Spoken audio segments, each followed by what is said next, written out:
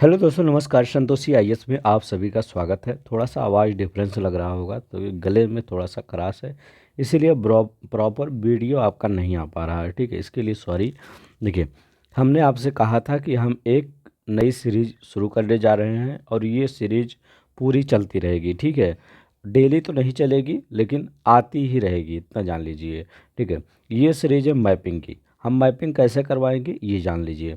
Mapping आपको इस तरह करवाया जाएगा, जो प्रीवियस ईयर क्वेश्चन होंगे उनको दिया जाएगा। इसके बाद जो आपका मैप होगा, चाहे इंडिया का मैप होगा चाहे वर्ल्ड का मैप होगा, फिर उसके थ्रू करवाया जाएगा। ठीक है, ऐसे आपको पता चलेगा कि इस प्रकार से क्वेश्चन पूछे जा रहे हैं। सिर्फ अगर मैं मैपिंग करवा देता तो आपको ये न पता चलता कि इस मैपिंग से कौन कौन से क्वेश्चन बन सकते हैं। इसीलिए हमने बगल में एक आपका क्वेश्चन भी ले लिया है। ठीक है, हर क्वेश्चन मतलब हर पेपर में जो क्वेश्चन आया है, मान लीजिए ये यहाँ पर ये आया है, ये इधर, ये क्या कहते हैं, इधर आपका यूपी पीसीएस 2020 में जो क्वेश्चन आया है इसको देख लेते हैं। इसके बाद यहाँ पर देखिए आईएएस में जो क्वेश्चन आया है, तो आईएएस पीसीएस किसी भी तैयारी आप कर रहे हैं तो ये आपके लिए बेनिफिट ही होगा। ठीक है, हम क्वेश्चन के थ्रू मैपिंग करवाने वाले हैं। ठीक है, आपको वो भी पता चलता रहे कि क्वेश्चन कैसे आ रहे हैं और मैपिंग कैसे करनी है। ठीक है, और एकदम डिटेल में करेंगे, ज़्यादा वीडियो लंबा नहीं करेंगे, छोटा ही करेंगे, क्योंकि बोरिंग भी होते हैं हम सब, ज़्यादा वीडियो लंबा हो जाता है। ठीक है, आज सिर्फ हम देख लेते हैं इक्वेटर के बारे में, कुछ नहीं, ज़्यादा नहीं, आज इक्वेटर के बारे में देख लेते हैं। दोनों लैंग्वेज में होगा, इंग्लिश हिंदी दोनों में होगा। कह रहा है equator does not pass through which of the following country. आपको मैपिंग का इम्पोर्टेंस पता ही होगा, क्योंकि इस बार R O A R O का जो बच्चे पेपर दिए होंगे, देखिए भर भर के मैपिंग से क्वेश्चन आया था ज्योग्राफी में।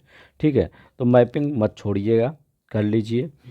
भूमध्य रेखा नहीं गुजरती है, लिखा है भूमध्य रेखा नॉट पास। ठीक है, कहाँ से नहीं गुजरती है, तो पहले हम देखते हैं कहाँ से गुजरती है, फिर हम क्वेश्चन कर लेते हैं।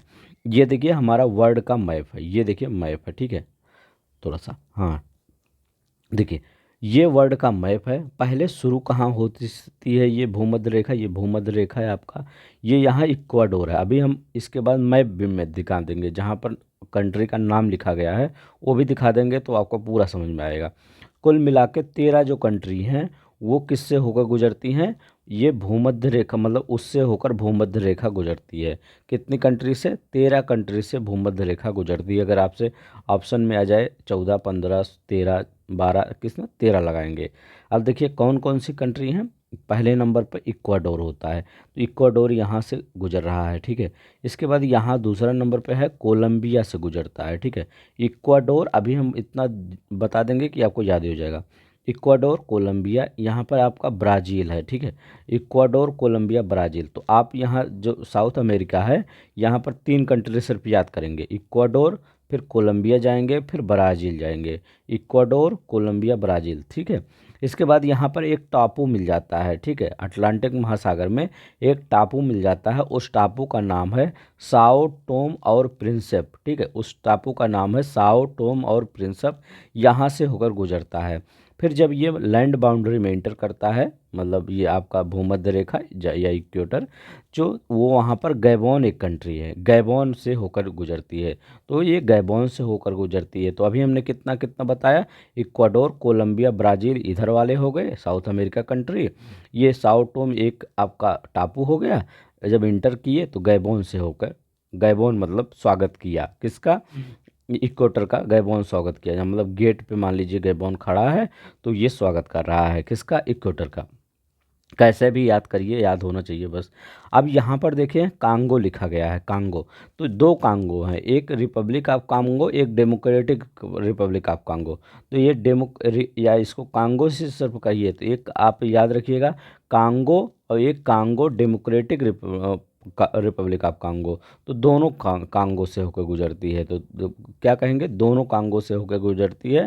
ठीक है, तो यहाँ कांगो में दोनों रिपब्लिक और डेमोक्रेटिक दोनों रखेंगे। ठीक है, यहाँ पर अब देखिए, यहाँ पर युगांडा से गुजरती है, केन्या से और सोमालिया से। तो 3 देश इधर से गुजरता है, मतलब 3 देशों से, युगांडा, केन्या, सोमालिया। ठीक है, मतलब इस साइड में मतलब पूरब साइड में, युगांडा हो जाता है, फिर केन्या हो जाता है, फिर सोमालिया आता है, ऐसे गुजरता है। नहीं तो आपको कभी पूछ ले कि ये पश्चिम से पूरब की तरफ, पहले युगांडा आएगा, फिर केन्या आएगा, फिर सोमालिया आएगा, ठीक है। इसके बाद ये मालदीव आएगा। मालदीव थोड़ा सा जो नादानी कर रहा था भारत के साथ, ठीक है, तो ये मालदीव आ जाएगा, जो हिंद महासागर का एक देश है, टापू वाला देश है। यहाँ पर इसके बाद इंडोनेशिया ही, क्योंकि इंडोनेशिया तो इतना बड़ा है तो इससे जाएगा ही, इंडोनेशिया। और यहाँ पर किरिबाती भी एक टापू है, यहाँ पर देश है, तो ठीक है, किरिबाती से जाता है। तो अफ्रीका वाला गैबोन से इंटर किया, दोनों Republic of Congo, democratic Republic of Congo, यहाँ युगांडा, केन्या, सोमालिया, ठीक है, ये हो गया। केन्या को कैसे याद कर लेंगे, यहाँ नैरोबी है, इतना आईयूसीएन का मुख्यालय है, इतना इंपॉर्टेंट मुख्यालय है, उसको छोड़ ही नहीं सकते थे। क्यों? क्योंकि जहाँ इक्वेटर जाता है वहाँ पर बारिश होती है, तापमान ज़्यादा होता है, वहाँ पर जीव जंतुएँ ज़्यादा होती हैं, तो केन्या को कैसे छोड़ सकते हैं। ऐसे याद कर लीजिए, याद ही हो जाएगा। युगांडा, ठीक है, सोमालिया। अब देखिए यहाँ तो आपको याद हो गया, अब चलते हैं उसमें दिखा देते हैं आपको, किसमें, मैप में, तब आपको ज़्यादा पता चलेगा, ठीक है। ये देखिए यहाँ पर मैप में देखते हैं।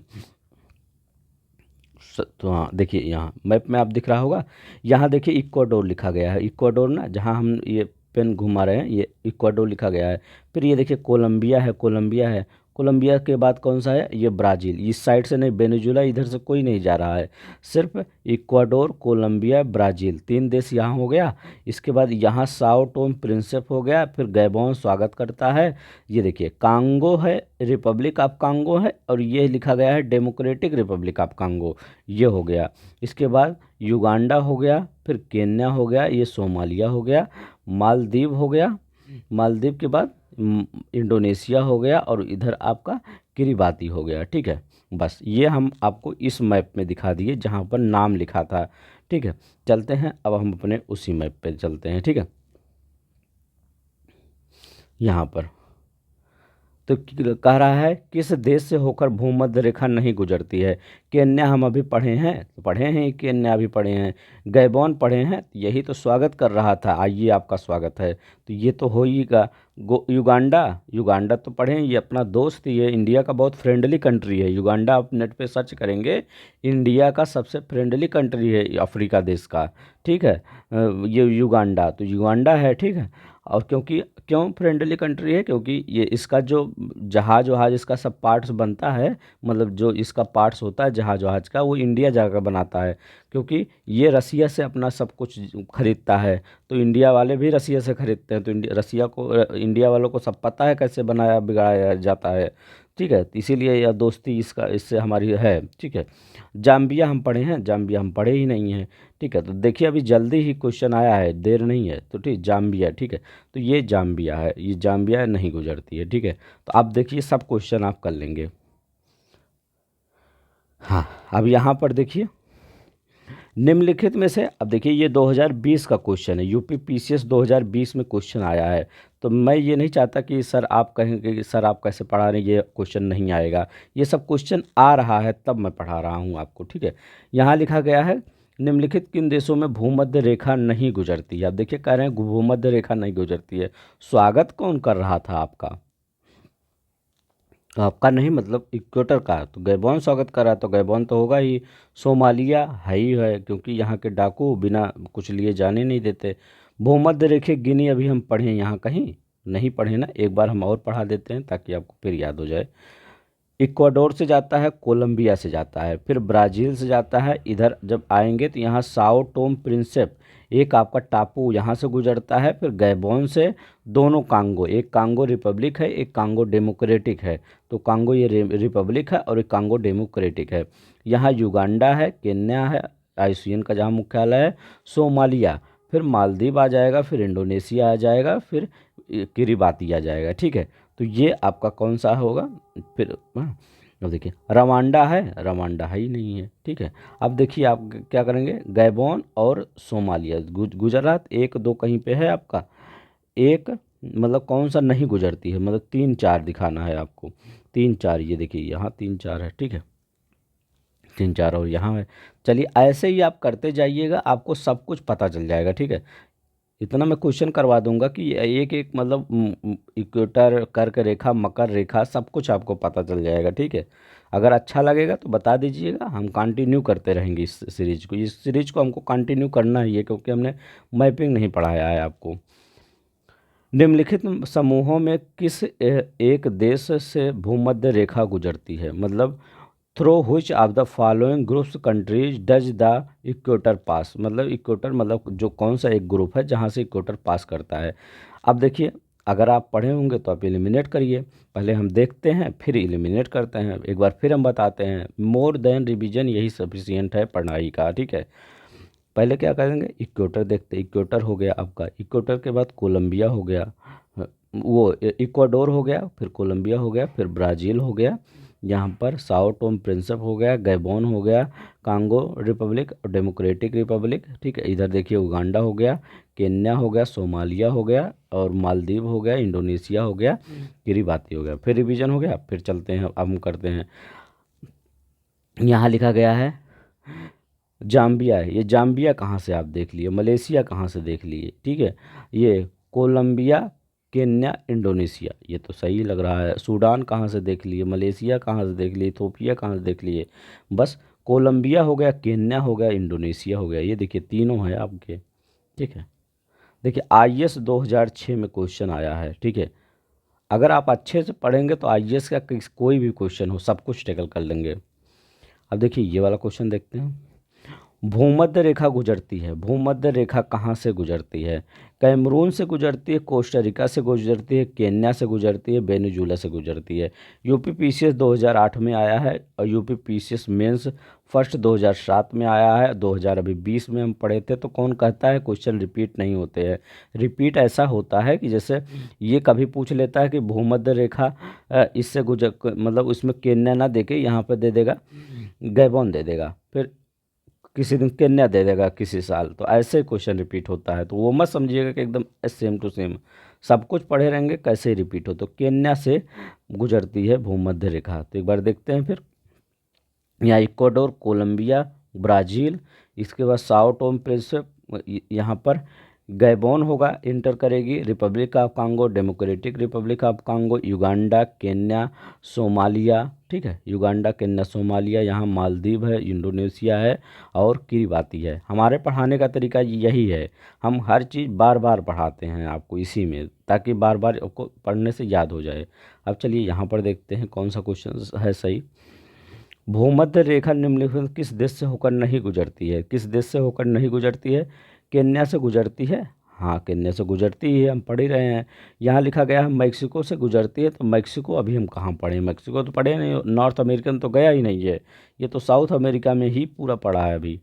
इंडोनेशिया से गुजरता, हाँ इंडोनेशिया तो बहुत बड़ा जा रहा है, वहाँ से ब्राज़ील से, हाँ ब्राज़ील से भी जा रहा है। इंडोनेशिया ब्राज़ील कैसे छोड़ सकते हैं, इतने बड़े बड़े देश हैं, ठीक है। तो A B A C D ये मैक्सिको नहीं है, ठीक है। MPPC 2012 में आया है। देखिए हर जगह को क्वेश्चन आप टैकल कर दे रहे हैं। अब यहाँ पर ये वाला क्वेश्चन देखिए, निम्नलिखित देशों में, अब देखिए यूपी 2010 में क्वेश्चन आया, देखिए बार बार वही क्वेश्चन रिपीट होता है। भूमध्य रेखा पर अवस्थित है, कौन भूमध्य रेखा पर अवस्थित है, तो यहाँ पर वेनेजुला है, नहीं वेनेजुला जहाँ है वहाँ हटा दीजिए, यहाँ 4 है यहाँ हटा दीजिए, यहाँ 4 है यहाँ हटा दीजिए। अब देखिए बुरुनई, अभी हम बुरुनई कहीं पढ़े हैं, नहीं पढ़े हैं, तो ये भी हटा दीजिए, जहाँ 1 है वहाँ हटा दीजिए। बस बचा कौन, कोलंबिया बचा, केन्या बचा। कोलंबिया कहाँ का, नॉर्थ अमेरिकी, वो साउथ अमेरिका कंट्री है, और ये केन्या अफ्रीकन कंट्री है। तो ये दोनों आपको हो गया, तो ये कौन सा, 2 और तीसरा, ठीक है, दूसरा और तीसरा, तो दूसरा और तीसरा हो जाएगा यहाँ, ठीक है। चलता है नेक्स्ट देखते हैं। इंडोनेशिया के निम्नलिखित में से किस भू क्षेत्र को भूमध्य रेखा स्पर्श नहीं करती है, इंडोनेशिया के निम्नलिखित किस भू क्षेत्र को भूमध्य रेखा स्पर्श नहीं करती है, सुमात्रा, सुलावेसी, कलिमंतन या जावा। तो यहाँ पर देखते हैं कौन सा स्पर्श नहीं करती है। देखिए इस क्वेश्चन करने से पहले हम एक चीज़ देख लेते हैं, ठीक है। अभी हम पीछे क्या पढ़े थे, बोर्नियो को स्पर्श नहीं करती है, ठीक है, क्योंकि ये क्वेश्चन पिछले क्वेश्चन एनडीए में 2019 में आया है, थोड़ा सा इम्पोर्टेंट है। देखिए ये पीछे हम देखते हैं, यहाँ लिखा है ब्रुनई, अगर आपसे पूछे कि बोर्नियो से क्या मतलब ये इंडोनेशिया का ही पार्ट है बोर्नियो ना, तो क्या बोर्नियो से आपका ये भूमध्य रेखा जाती है, तो हाँ आप बोरोनियो बोलेंगे, ठीक है, बोर्नियो, ठीक है। और ब्रुनई एक देश है, ठीक है, और बोर्नियो एक टापू है, इस पे 3 देशों का अधिकार है, ठीक है, ये बोर्नियो। तो इससे आपका भूमध्य रेखा पास होती है, भूमध्य रेखा इससे आपका क्या होगा, इससे भूमध्य रेखा पास करेगी। लेकिन ब्रुनई एक देश है, नहीं तो ये दोनों में कंफ्यूज हो जाएंगे वहाँ पे। ब्रुनई एक देश है, इससे नहीं पास करेगी, ठीक है। अब देखिए हम पीछे अपने क्वेश्चन पे चलते हैं। यहाँ पे कह रहा है सुमात्रा, सुमात्रा से मतलब पास करती है, तो हाँ ये देखिए, अब यहाँ पर देखते हैं, ये वाला जो ऊपर वाला पोर्शन है ये तो सुमात्रा ही है इंडोनेशिया का, तो सुमात्रा से देखिए पास कर रही है। अब यहाँ पर देखिए और कौन सा है, सुलावेसी, तो सुलावेसी भी आपका यहाँ से पास, सुलावेसी भी इधर ही है, यहाँ से पास करती है। एक कौन सा है, किलीमंतन, किलीमंतन कहाँ है, इसी बोर्नियो द्वीप पे है किलीमंतन, इसी यहीं यहीं है। यहाँ एक बोर्नियो द्वीप है किलीमंतन, ठीक है, यहाँ जो मतलब बोर्नियो द्वीप है इसी पे किलीमंतन है, यहाँ पर यह देखिए, ये यहीं पे किलीमंतन है, इससे भी पास करती है।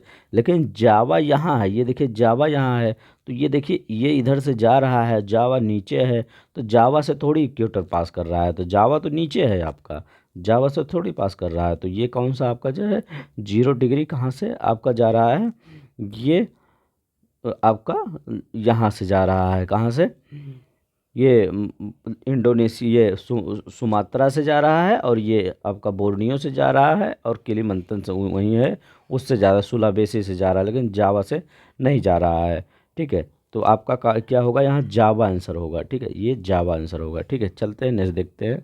देखिए ऐसे क्वेश्चन भी पूछ सकते हैं, ये अच्छा क्वेश्चन है, ये आपके पीसी आईएएस पीसीएस में आ सकता है क्वेश्चन, ठीक है, आईएएस में आ सकता है तो पीसीएस में भी आएगा। अब देखिए ये वाला क्वेश्चन देखते हैं। अब देखिए उसी अब विषुवत रेखा से थोड़ा सा क्वेश्चन जो बनते हैं वो देख लेते हैं कैसे बनते हैं क्वेश्चन। तो ये क्वेश्चन देखते हैं। ये क्वेश्चन इसमें कह रहा है निम्नलिखित नदियों में से कौन सी नदियाँ विषुवत रेखा को 2 बार काटती है, तो यही तो कह रहा है।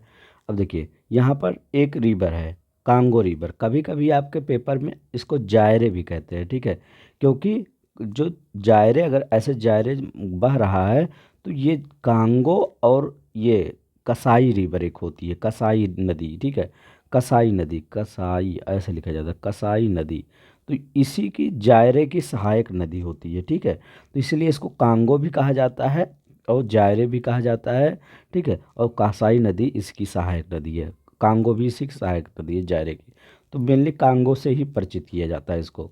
तो ये देखिए कांगो रिवर है, यहाँ पर आपको दिख रहा होगा कांगो रिवर है, ये यहाँ से निकल रही है, ये इधर से, ये इधर से गई। अब कांगो रिवर क्या है देख रहे हैं, एक बार ऊपर गई फिर एक बार नीचे आई, तो ये कांगो रिवर क्या कर रही है, विषुवत रेखा ये है आपका इक्वेटर 0 डिग्री, तो ये देखिए इक्वेटर 0 डिग्री काट रही है 2 भागों में, एक इधर से गई इधर से नीचे आ गई, ठीक है, तो 2 भागों में नहीं काटी, ये देखिए 2 काटी, जैसे कपड़ा नहीं फैलाते हैं उसे कपड़ा जैसे फैलाया गया है ये, ठीक है, एक तार पे, ठीक है, ऐसे ही। तो यहाँ पर कौन सी नदी है, ये अमेजन नदी दिया गया है, नाइजर नदी दिया है, नील नदी दिया गया है, ये जायरे नदी दिया गया है, तो ये जायरे नदी आपको आप वो विषुवत रेखा को 2 बार काटती है, ठीक है। या अगर इसके स्थान पर कांगो नदी दिया होता तब भी आपका सही होता, कांगो नदी दिया होता तब। अब देखिए यहाँ पर एक क्वेश्चन और बनता है ताकि कंफ्यूज ना हो, ये लिम्पोपो नदी है, ये भी आपको, ये लिम्पोपो नदी ट्रॉपिक ऑफ कैप्रिकॉर्न, मकर रेखा ये है ना, मकर रेखा, मकर रेखा को 2 बार कौन सी नदी काटती है, लिम्पोपो नदी मकर रेखा को 2 बार काटती है, ये देखिए लिम्पोपो नदी मकर रेखा को 2 बार काटती है, तो ये भी याद रखिएगा, इसी के नीचे ही है, तो ये कह दीजिएगा लिम्पोपो नदी मकर रेखा को 2 बार काटती है, इधर गई फिर इधर इधर आ जाएगी, तो लिम्पोपो नदी भी मकर रेखा को 2 बार काटती है। तो आज का ये टॉपिक नहीं था लेकिन बता दिए, तो ये दोनों साथ याद करेंगे तो याद ही रहेगा। अब देखिए आगे चलते हैं। यहाँ पर यहाँ लिखा गया प्रधान यामोत्तर ध्रुव वृत्तीय, लिखा गया है the intersection point of prime meridian and equator lies विषुवत यमोत्तर ध्रुव वृत्तीय और विषुवत भूमध्य रेखा का प्रच्छादन बिंदु अवस्थित है, ठीक है। तो ये कहाँ पर अवस्थित है। अब देखिए यहाँ पर मैप में देखते हैं, ठीक है, क्योंकि आप सब सोच रहे होंगे सर ये तो मैपिंग का कब क्वेश्चन कम क्वेश्चन लग रहा है उसका ज़्यादा। मैं सोचता था ये भी क्वेश्चन ले लूँ ताकि आपका उसी समय ये भी हो जाए। अब देखिए मैपिंग का ही है ये। अब देखिए ये क्या है आपका अफ्रीका महाद्वीप। अब देखिए यहीं से गुजर रहा है आपका प्राइम मेरिडियन, ऐसे गुजर रहा है और ऐसे गुजर रहा है। ये साओ टोम प्रिंसिप इधर रहता है ना, इधर यहाँ टापू से फिर गैबोन से इंटर करता है इधर। अब देखिए यहाँ पर अगर देखते हैं ये थोड़ा सा धुंधला दिख रहा होगा ये, तो अगर ये ऐसे जा रहा है ये ऐसे जा रहा है तो यही तो काट रहा है। यहाँ पर देखिए मान लीजिए आपका ये आपका गुजर रहा है ऐसे, ठीक है। अब ये 180 डिग्री कैसे गुजर, ऐसे ये 180 प्राइम मेरिडियन गुजर रहा है। तो यहीं तो कटेगी और कहीं कटेगी बताइए, कहीं नहीं कटेगी तो यहीं तो कटेगी। तो यहाँ ऑप्शन में क्या दिया गया आपका, अंध महासागर, अटलांटिक ओशियन, घाना में, मोरक्को में, प्रशांत महासागर में। लोअर 2009 में क्वेश्चन ये आया हुआ है। तो कहाँ पर ये काटती है, तो कहाँ पे काटती है, अटलांटिक ओशियन में काटती है ना, घाना में कहीं थोड़ी काटती, यहाँ पहले काट चुकी है।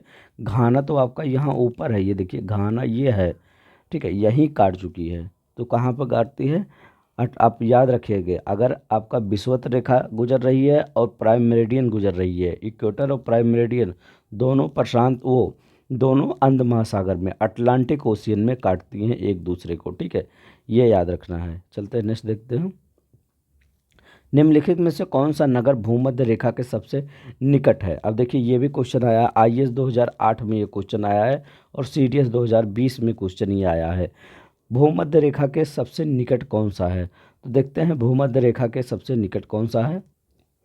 तो यहाँ पर देखते हैं पहला ऑप्शन क्या था आपका, मोगादिशु। यहाँ पहला ऑप्शन देख लेते हैं, ये मोगादिशु, यहाँ लिख देते हैं मोगादिशु, तब आपको देख कोलंबो, सिंगापुर और मनीला, ये है। अब देखते हैं यहाँ देखते हैं, अब मोगादिशु देखते हैं पहले। ये देखिए मोगादिशु क्या है, सोमालिया की राजधानी है मोगादिशु। सोमालिया की राजधानी क्या है, मोगादिशु, ठीक। एक आपको फैक्ट ये भी तैयार हो गया। अब देखिए ये मोगादिशु यहाँ पर है, ठीक, और भूमध्य रेखा यहाँ से गुजर रही है, यहाँ यहाँ, ये देखिए दोनों के बीच डिस्टेंस देखिएगा। दूसरा कौन सा है, कोलंबो है। तो कोलंबो यहाँ पर, कोलंबो यहाँ श्रीलंका यहाँ है ना, तो यहाँ और यहाँ डिस्टेंस देखिएगा। जो रेड वाला हम दोनों कर रहे हैं ये दोनों डिस्टेंस देखिएगा, ठीक है, ये वाला, ठीक है। किसका डिस्टेंस अभी सेम कम लग रहा है, मोगादिशु और इसका, मोगादिशु का डिस्टेंस कम लग रहा है, ये इसका ज़्यादा लग रहा है, इसको तो हटा ही दीजिए। अब तीसरा क्या है आपका, सिंगापुर। सिंगापुर ये देखिए यहीं पे यहाँ गुजर रहा है ये, और ये बगल में इधर सिंगापुर है। तो देखिए इतना कम लग रहा है, तो अब तो ये भी हट गया आपका, क्योंकि एकदम सिंगापुर एकदम जो मलेशिया एकदम नीचे देखेंगे, सिंगापुर एक टापू से थोड़ा सा है, इधर से मतलब जहाज़ें पास होती हैं, इनका अर्थव्यवस्था इसी पे चलता है, जो जहाज़ों से टैक्स वैक्स लेते हैं, ठीक है, जो तेल वोल बेचते हैं जहाज़ों को, वो उसी से इनकी अर्थव्यवस्था है। तो ये देखिए एकदम जस्ट एकदम नीचे ही है, ऊपर ही है इसके इक्वेटर से, ठीक है, तो एकदम सेम ही है। और चौथा क्या था, मनीला, ठीक है, तो ये कह रहे हैं मनीला। तो मनीला कहाँ है आपका, फिलीपींस से चले जाएंगे हम। ये देखिए मनीला यहाँ है और यहाँ मान लीजिए, ये देखिए कितना दूर, ये तो सबसे दूर है, तो आपको कौन सा आ जाएगा, सिंगापुर। तो सबसे नज़दीक कौन सा है, सिंगापुर। हमने दिखा दिया मैप में, देखिए मैप उतना सही नहीं था लेकिन हम इसको सही करने की कोशिश करेंगे, ठीक है, अच्छे से। तो आपका सिंगापुर सबसे नज़दीक है, इक्वेटर के सबसे नज़दीक, भूमध्य रेखा के सबसे निकट आपका सिंगापुर है, ठीक है। चलते हैं, देखिए देखिए समझ में आना चाहिए, मेनली वहाँ पर क्वेश्चन आप करना चाहिए चाहे जैसे ही हो। अब यहाँ पर देखते हैं, निम्नलिखित में से कौन सा अक्षांश का सबसे लंबा समांतर है। अक्षांश रेखाएं कौन सी होती हैं, जो ऐसे ऐसे होती हैं वही तो अक्षांश रेखाएं होती हैं। तो सबसे लंबा समांतर कौन है, कर्क रेखा, मकर रेखा, उत्तरी ध्रुव या भूमध्य रेखा। ट्रॉपिक आपका आंसर, ट्रॉपिक आपका कैप्रिकॉर्न, आर्टिक सर्कल, इक्वेटर। ऐसे है, मान लीजिए ऐसे हमारी पृथ्वी है, अगर मैं यहाँ पे ये एक लाइन खींचता हूँ, ये बड़ी है कि ये बड़ी है, जो ये वाली है, तो कौन सी बड़ी है, तो यही तो बड़ी है 0 डिग्री, तो ये कौन सी हो जाएगी, ये भूमध्य रेखा, इक्वेटर सबसे बड़ी है। तो आपका बहुत ही सिंपल क्वेश्चन था, कौन सा अक्षांश सबसे लंबा समांतर है, तो ये भूमध्य रेखा। अगर यहाँ कोई खींचता हूँ, मान लीजिए ये मकर रेखा है, तो ये बड़ा है, एकदम छोटा ही, इससे छोटा ही है। तो ये आपका बी वाला सही हो जाएगा। एक बार हम फिर यहाँ पर कर लेते हैं। इक्वाडोर है, कोलंबिया है, ब्राज़ील है, साओ टोम प्रिंसिप है, गैबोन है, Republic of Congo, democratic Republic of Congo, Uganda है, केन्या है, सोमालिया है, मालदीव है, इंडोनेशिया है और किरिबाती है। तो ये 13 राज्य याद रखिएगा, ठीक। अब यहाँ पर देखते हैं, कुछ फैक्ट देख लेते हैं इसी विषुवत वृत्त के। विषुवत वृत्त से ध्रुवों की ओर तापमान घटता जाता है। तो आप अगर देखिए, मान लीजिए ये विषुवत वृत्त है, अगर इस साइड जाएंगे ध्रुवों की तरफ, ध्रुव जब दिमाग में आ जाता है, चाहे नॉर्थ पोल आ जाए साउथ पोल आ जाए, ठंडा ही तो दिमाग में आता है, गर्म दिमाग में आता है कि ध्रुवों पर एकदम गर्मी पड़ती है, ठंडा होगा। तो ये कौन सा आपका सही नहीं है, तो ये तो आपका सही ही है, इसमें तो कोई प्रॉब्लम ही नहीं है। दूसरा देखते हैं, कह रहे हैं विषुवत क्षेत्रों में जनवरी से जुलाई के बीच तापमान में भारी बदलाव होते हैं। विषुवतीय क्षेत्रों में जनवरी से जुलाई के मध्य तापमान में देखिए, कभी भी भारी यहाँ लिखा गया है। Temperature of equatorial region is substantially from January to, मतलब चेंज होता है ना, ये गलत है। कभी भी जो विषुवत, देखिए विषुवत जो वृत्त होता है या इक्वेटर होता है, यहाँ पर टेम्परेचर एकदम लगभग सेम ही बना रहता है। एवरेज टेम्परेचर 27 होता है। जब सूर्य भगवान हमेशा इसी पे आपके पड़ रहे हैं, थोड़ा सा इधर टिल्ट हो जाते हैं, बस थोड़ा सा इधर टिल्ट हो जाते हैं, मैक्सिमम पूरे साल तो ये इसी पे पड़ते रहते हैं सीधे, तो तापमान कम कैसे हो जाएगा। किसी गैस पे आप हमेशा एक कुछ जला के रख दीजिए, उसका तम कम बंद मत करिए, तापमान कैसे कम होगा, बढ़ता ही जाएगा। मतलब ठीक है, मतलब 27 डिग्री सेल्सियस एवरेज टेम्परेचर रहता है इसका, ठीक है। तो आपसे अगर कोई पूछे कि जो इक्वेटर है, इस पर सबसे कम तापांतर होता है, तापांतर मतलब ना इस पर ज़्यादा, जैसे हमारे यहाँ क्या होता है, कभी कभी एकदम ठंडी पड़ जाती है, कभी कभी एकदम गर्मी, लेकिन यहाँ पर एकदम सेम बना ही रहता है, ठीक है। ये तो गलत है, बी वाला आपका ये गलत है, ठीक है। तो यहाँ पर कौन सा का है, यही बी वाला गलत है। ये कह रहा है उप ध्रुवीय उत्तर ध्रुवीय प्रदेशों में विदेश संहतियों में शीत ऋतु अत्यंत कम तापमान केंद्र में, land large land masses located in a subarctic and arctic zone develop centre extremely low temperature in winter, ठीक है। तो हाँ, मतलब ध्रुवीय में तो लो टेम्परेचर ही होगा, ये भी आपका सही है। उच्च भूमियाँ सदैव आसपास की निम्न भूमियों से ठंडी होती है। Highland are always colder than the surrounding lowland. तो हाँ, ये भी सही है। जितने पहाड़, अब मान लीजिए यहाँ पहाड़ है, यहाँ पर वो पहाड़ नहीं है, पहाड़ों पे जाएंगे तो ठंडी होती है ना। कभी एवरेस्ट पे चले जाएंगे, क्या वहाँ गर्मी होगी क्या, नहीं, ठंडी होगी। तो उच्च भूमियाँ जो होती है, उच्च भूमियाँ मतलब वही, चाहे पठार हो चाहे पहाड़ हो, ऊंचा हो, ठीक, तो हमेशा वो ठंडी होती हैं। और जो नीची वाली भूमियाँ होती है वो गर्म होती है। अभी ये थोड़ा सा मैपिंग का क्वेश्चन नहीं था, ठीक है, लेकिन हम ये इक्वेटर से ही रिलेटेड था, हम ले लिए, ठीक है, इसीलिए। अब ये देखिए, उत्तरी गोलार्ध के संदर्भ में निम्नलिखित कथनों पर कौन सा सही है। उत्तरी गोलार्ध के संदर्भ में कह रहा है, आप मान लीजिए ये आपका पूरा ये मतलब अपना पृथ्वी है। ये जब यहाँ से आप खींचेंगे, ये इक्वेटर है, ये उत्तरी गोलार्ध है, नॉर्थ हेमिस्फीयर, ये साउथ हेमिस्फीयर। अब इसके रिकॉर्डिंग कह रहा है वसंत विषुव वर्नल इक्विनॉक्स आकर 21 मार्च, कर रहे हैं वसंत विषुव 21 मार्च को आकर मतलब होता है। तो हाँ, 21 मार्च को ही तो बसंत पंचमी अंचमी बसंत ऋतु होता है, सब लोग होली होली खेलते हैं, ठीक है। तो मतलब मार्च में यही, ठीक है। तो मतलब फल फ्रूट तभी नए नए पत्ते आते हैं, तो बसंत का मौसम आता है, इक्विनॉक्स, ठीक है। तो एकदम सही है। कह रहे हैं उत्तर आयांत 22 दिसंबर को होता है, समर सोलेस्टिक। अब देखिए समर कह रहे हैं 22, समर मतलब क्या पढ़े हैं, गर्मी पढ़े होंगे बचपन से। समर मतलब गर्मी। देखिए अगर हर चीज क्वेश्चन को आप एकदम हाइपर में ले लेंगे, बड़ा हाई ले लेंगे, तो क्वेश्चन नहीं होने वाला है। क्वेश्चन को एकदम सिंपल वे में रखिए।